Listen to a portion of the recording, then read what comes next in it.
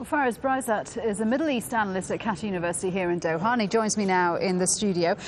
How much has Iraq raised the stakes by sending these troops to the Syrian border? Well, it's seen as a matter of escalation, and the Iraqi government is intentionally escalating tensions and provoking the Syrians even more than it did previously. There are two things that are at play now. One, Adil Abdul Mahdi came out and he almost said that the Ba'ath Party is not responsible for that, and we have to look for other people, other perpetrators, and other people who can be held responsible for these attacks. And the other factor is that the current Iraqi government under Maliki feels that when they reshuffle the cards around the region, by raising the stakes with Syria, they can gain new friends who can support them in that case, especially when taking the case to the Security Council and the United Nations in order to create an international court in order to try those responsible according to the Iraqi government. Because al-Maliki is looking for an international tribunal, and he's hardening his rhetoric. Is that also to deflect international criticism away from him because the security in Baghdad is so appalling?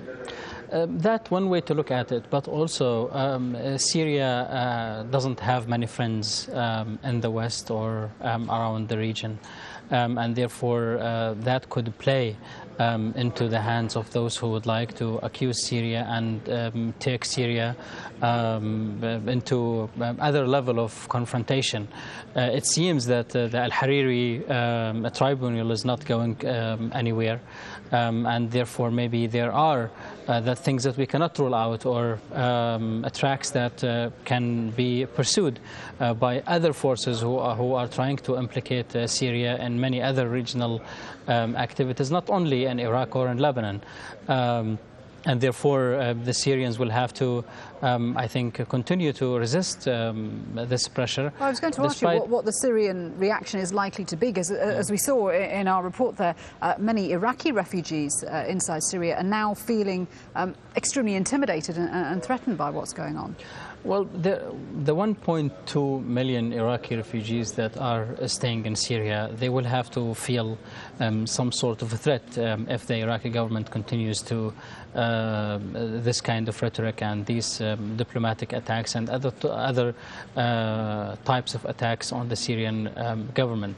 Therefore, the need for the Syrians to respond to these accusations, I think, stems from many factors. Most important, the Syrians are trying to mend fences with Iraq in order to follow through on the pact that was agreed between Iran, Iraq, Syria and Turkey, which has a lot of economic gains for Syria, for Iraq, for Iran, for Turkey. Well, is it true? Is Syria supporting these Ba'athist leaders that Iraq wants to see arrested? Actually, Syria is giving a refuge to a lot of Iraqis, as well as Jordan. And imagine that with the hospitality these countries are providing to the Iraqi refugees, now they will be accused of helping terrorist attacks inside Iraq.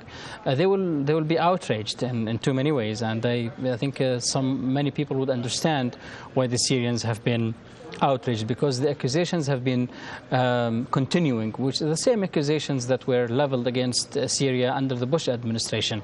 Now, the kind of evidence the Iraqis are providing with, or they provided with it through the Turkish foreign minister to Syria, some of them satellite images that were taken, definitely not by Iraqi satellites, by other countries, and they were given to the Iraqis. Now, there is a credibility crisis here, because these are the kind of images and these are the kind of accusations, the kind of evidence, if you wish, that were used to justify an illegal war against Iraq. And therefore, how would you convince people that what the Iraqi government is presenting of evidence is really evidence, or is real evidence, is not fabricated evidence? That's one. The second point, why the Iraqis are why they have gone, or the Iraqi government, why did it go through the media rather than through the diplomatic channels? That indicates that the Iraqis, maybe they are not interested in finding, or the Iraqi government not interested in finding out who did these attacks, or the perpetrators behind these attacks, as much as they are interested in creating a very serious diplomatic problem with Syria. Now, who has interest in that? Is it an internal Iraqi position only? Is it coordinated with other countries that need to get Syria? We will have to see, because these threads that will have to be followed in order to get at the bottom of this story, and it doesn't seem to be likely that we will get at that very time soon. A lot of tricky questions to answer there. Thank you very much indeed for your thoughts. Faraz Braizat, our Middle East analyst in the studio here. Thank you.